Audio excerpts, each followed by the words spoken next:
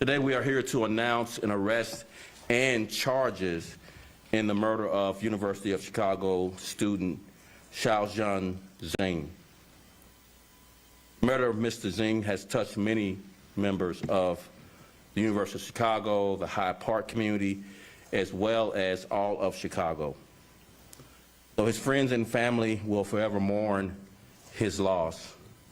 We hope it brings to them some sense of peace, knowing that this offender will face justice. Alton Spann, S-P-A-N-N, Alton, A-L-T-O-N, Spann, S-P-A-N-N, black male, 18 years old, is being charged with first-degree murder, armed robbery, and 2 counts of unlawful use of a weapon. Our detectives are continuing to work this case, so we continue to ask the public to come forward if they have any additional information. We have some other loose ends to tie up, but this one offender is being charged. I would also say to the many families who have also lost someone to gun violence in this city, and they are waiting for those responsible to be held accountable.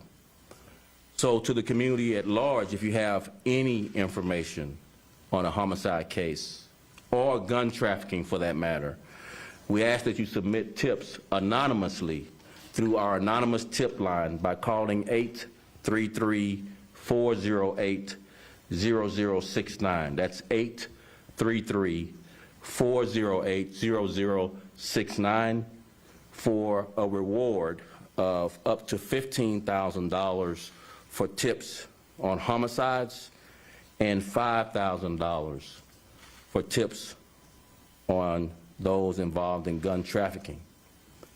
To date, our detectives have cleared 315 homicide cases. That's the most over the last 15 years. Clearance rates in 2021 range from 44% to 65% across the city, and officers have recovered over 10,500 illegally possessed guns from the hands of many violent offenders. And we're on pace to recover more guns than we have on record in Chicago this year. Chicago cops are doing their job. This case is just one example of the hardworking men and women of the Chicago Police Department and the detectives in particular who worked on this case. And we're going to pass the podium over to Deputy Chief Muhammad, who will give more details of how we solved this case. Brock.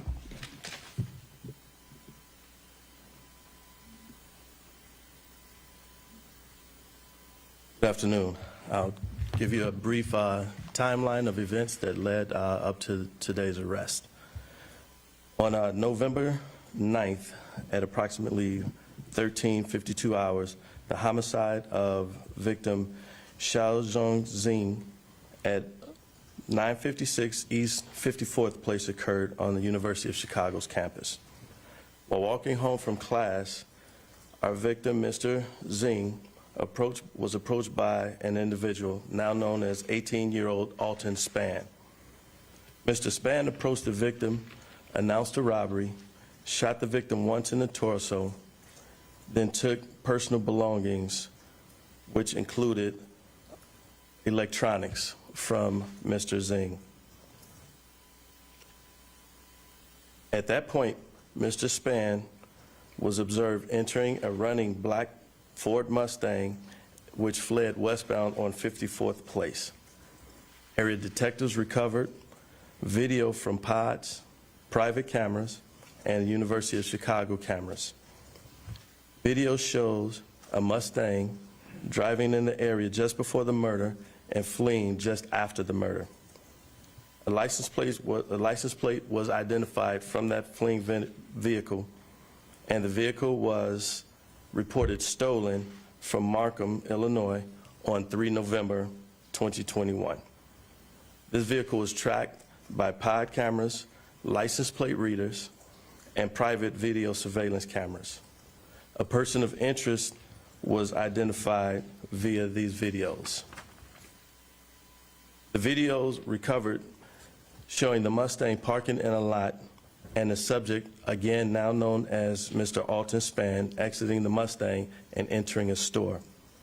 On 10 November 2021 at approximately 18:20 hours, with the assistance of the area gang personnel, this same person of interest was located and stopped in the vicinity of North Avenue in Sedgwick and the Marshallfield homes.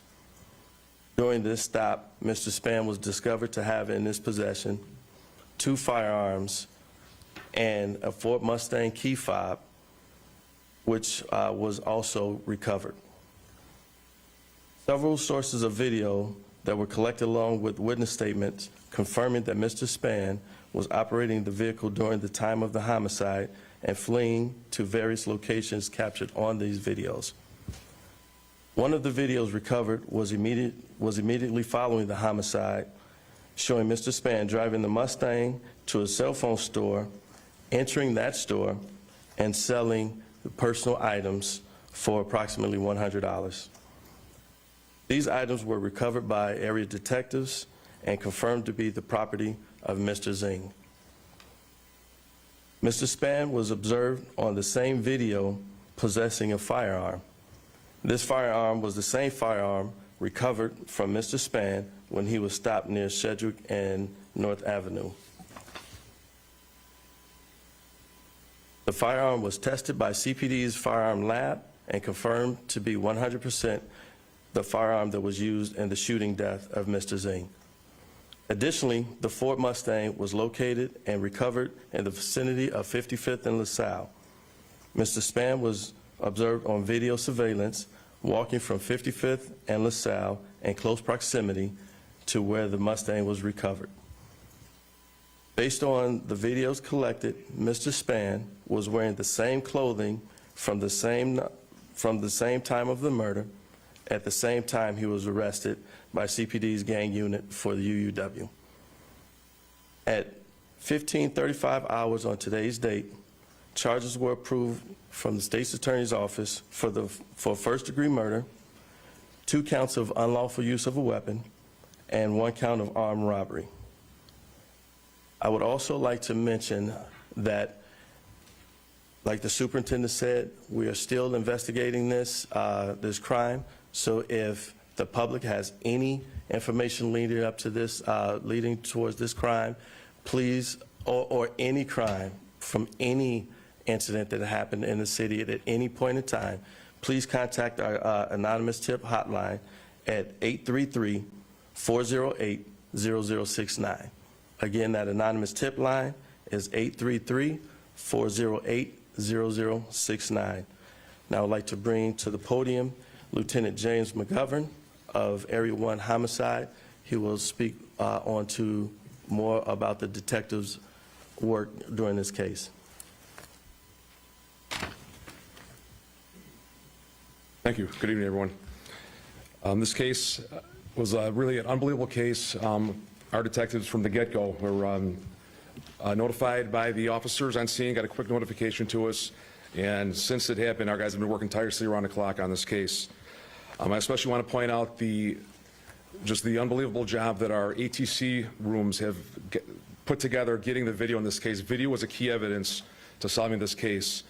We had some public witnesses that reached out, were able to identify this vehicle early on through our technology. We got a license plate, and then ATC really ran from there with getting all this information. Our area gang teams led by Sergeant Dave Hickey and especially Sergeant Tim Gorskowski did an unbelievable job analyzing where this car had been seen through our technology and then setting up and actually noticing that Spann was wearing the same clothes that he was in the video. This stop led to the UUW arrest and then also the recovering the vehicle key. We recovered the vehicle after a grid search of the areas, and just tireless work by Sergeant Roney and his team brought this case to the finish line. So it was an excellent job by everyone involved, unbelievable amount of hard work, and just it was great to see it end this way, given the circumstances of this horrific thing. So one thing we do, like Soup said, also Deputy Chief said, we do have a lot of cases out there that we're still working on, and those anonymous tip line, that is a huge thing for us. Anything that you think may be a little thing, let us know, because we're looking for any information we can get. We are going to track that stuff down and hopefully solve more cases just like this. So, like I said, I just want to thank everyone here. It was an unbelievable job, everybody involved, and thank you. All right. Before I take questions, I just want to continue to emphasize the extraordinary detective work done by Area 1 detectives, and really from all our detectives of the homicides they solved so far this year. 315 is the most number of homicides we've solved in over 15 years in a single this year. So we are really, wanting to highlight the hard work it takes to solve a case like this, having to put it together, identifying persons of interest, having 48 hours to bring a case forward or release the subjects, and we were able to get it in time. We had actually a 7 p.m. today deadline to have this case brought forward with as much evidence to convince that we had the right person in custody. And with that, I'll take questions.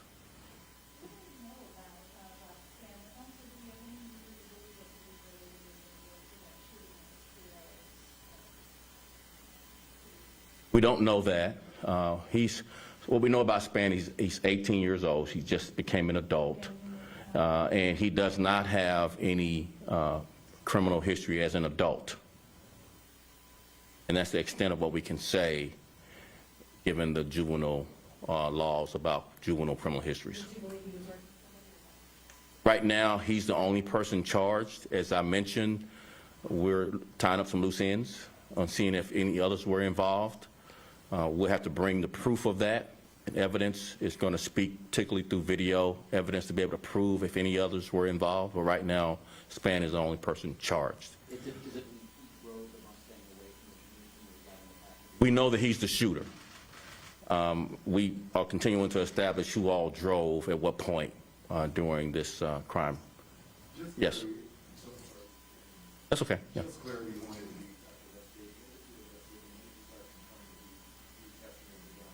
Yeah, we'll bring the detectives back up for the actual dates of the arrest and dates of the gun tracing. Thanks. He was arrested exactly 2 days ago. It was right about the 48-hour mark right now. And the gun testing, at first we were just processing for a UW arrest. Gun testing came in about 24 hours later. And initially for being in possession of the 2 firearms. So that was approximately exactly 2 days ago. It was 6/20, 2 days ago. The firearm evidence came back about 1 day later. And just to be clear, how did you identify him for this kind of long narrative? I know you were tracking the vehicle, you did license plate readers, video various video sources. You located the video. Was he located the vehicle? Was he with the vehicle, and that's how you identified him? Or you identified him separate from the vehicle? I know you wanted to do a Dublin story as well. Well, we had numerous videos of him going into the vehicle, and he was the driver of the vehicle. We had video that recovered from right just down the block from the homicide, plus a witness giving the description of his clothes. So given all the video description we had of his clothing, that's when the officer saw him based on that, and that's when they made their stop. Was he with the vehicle once you located the vehicle? No, he was not, no. Yeah. But he had keys on him. Yeah, the key was found in a jacket pocket. And then we made a search for the vehicle and ultimately found the vehicle, yes. Is there any indication that the victim was getting ready to give up his possession, or did he resist in any way? We don't have anything saying either way with that as of now. It was right outside the Marshall Field homes, right at Sedgwick and for about 1450 North Sedgwick. Does he live there? We don't know. He had friends that stayed in that building. He is the Chicago. Yes. Do you know why he may have targeted this? Okay. You know, because I think Superintendent, the piece about this just brazen that it happened in broad daylight, and I think there were reports that the masked person had been seen, fitting his description earlier. So do you know, had he been looking over the university for some time? Yeah, one thing I want to just try to answer your question, and answering kind of the question he was alluding to regarding did Mr. Singh resist causing the gunfire. The victim did nothing at all to deserve being shot and killed, at all. Whether he struggled or was startled or said something back, he did nothing to provoke this heinous crime. And to answer your question regarding was he stalking, et cetera, I think what speaks to motive is they end up going to a store and pawning the possessions for $100. You just let that sink in. $100 for Mr. Zing's and his family's grief. It just shows the brazenness, and it really highlights what must be the consequences to these violent offenders. Now, this is after the fact. We're charging this person with first-degree murder afterwards, but he's been in possession of guns. That's how we initially arrested him. He's a UUW arrest. I mentioned 10,500 guns have been recovered from the streets of Chicago. From 35% of that number is violent offenders with violent criminal histories. And yet we emphasize consequences for these people, because these are the precursors. A violent offender in possession of a gun is a precursor to violence. And yet the consequences for those types of crimes is lacking. We want not only for Mr. Spann to have significant consequences to the furthest extent that the law allows, so that we can send a message to like-minded offenders that justice is coming, and that this won't be tolerated. And this is how you reduce violent crime in Chicago. Significant consequences for those violent offenders that are in possession of illegal weapons, and serious consequences when we work tirelessly to charge you with murder, so that others will be deterred from committing such heinous violence. Any other questions? Can you comment on what resources have been brought here in Hyde Park specifically, just to kind of keep shooting that day? There's been a significant uptick in shootings in Hyde Park. So if you recall, before I answer about Hyde Park, we canceled 1 day of the 2 days off officers get several days back. And the reasoning we're using and the purpose for that is to increase our presence doing what we have seen as an uptick in violence this first part of November. So not only Hyde Park is getting resources based on those additional officers who would have been off that are now working, will be deployed not only in Hyde Park but on all parts across this whole city where we've seen upticks in violence. So Hyde Park is going to receive additional resources, as well as other parts of this city that's seeing significant increases in violence. Any other questions? Quick question on University of Chicago. Obviously, there's a little bit of fear that's going on the campus right now. Can you talk about the relationship on what CPD is doing to sort of, squash those fears? And I know Chicago mentioned some type of town hall happening next week. Can you talk more about that? Sure. So we increase resources immediately, both foot patrols, marked squad car presence in the area, as well as we're putting temporary video cameras added to outside the campus of University of Chicago, as well as figuring out how we fund more license plate readers. As you know, this case will solve through video cameras and license plate readers. We think, number one, that's important to solve cases, but also it's an important deterrent once criminals know that they will be caught on camera and, obviously caught for their crime when they're caught on camera. In addition, we're looking for more collaboration with the University of Chicago Police. So we've been working with them over the past several years, but we want to shore up that collaboration much more, where we can do some things together much more, so that our presence will be hopefully some sense of comfort to those university students and their parents, as well as the Hyde Park community. Now, again, in answering his question, I'm going to answer your question the same way. We're doing this all over the city. We're increasing our presence focused on where violence is occurring all over the city. So we're not treating any neighborhood lesser as it relates to violence in the neighborhood than we are in Hyde Park. So they're all important to us. We treat all of these crimes the same. We have the same sense of urgency in solving all of these crimes as well. Mr. Marshall, Last question. do you mind just speaking a little bit more about the anonymous tip line? I think there's still, some folks, many folks that are hesitant to reach out. Can you tell us how it works? People's Yeah. phone numbers and names Right. are recorded. Can you just assure the Right. public that the tip line does remain anonymous? Yeah, so it is, I think that's the most important thing. I'm glad you asked the question because the importance of the tip line that we have tried to emphasize is that you will remain anonymous. There's significant concern from witnesses of retaliation. And so that's our most important feature of our tip line, that it will remain anonymous, that you can receive a $15,000 reward for tips that lead to charges and convictions and remain anonymous. No one will know you gave us the tip. No one will know you got the reward unless you tell them. And so it is an anonymous tip line and an anonymous way of receiving money, a reward, $15,000 for tips on homicides and $5,000 on tips for gun trafficking. And I want to repeat that number since you asked, 833-408-0069. One more time, 833-408-0069. Lastly, Chicago police officers are doing their part. They're doing their job, and they're risking everything. In this case, it's just one example of the hard work of the men and women of Chicago Police Department. I pray for their safety every day. Please join me in praying for their safe return after their end of their tour of duty. God bless men and women of Chicago Police Department. Thank you very much.